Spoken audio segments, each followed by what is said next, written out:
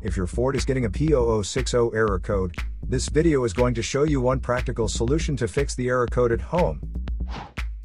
Use the Zeus app to scan your vehicle and see the error code P0060. It means the heated oxygen sensor resistance is out of range on engine bank 2 and the sensor downstream.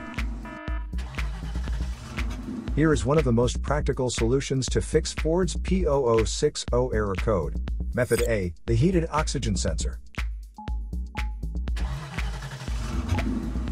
This heated oxygen sensor is located right after the catalytic converter. Bank 2 is on the side with cylinder number 2. Sensor number 2 is usually the downstream sensor behind the converter.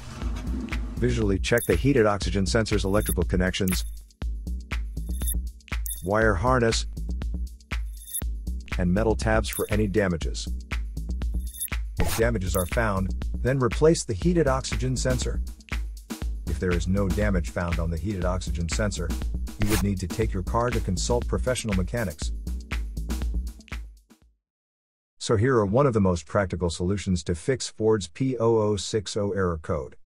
After the repair, you can now use the Zeus app to clear the error code.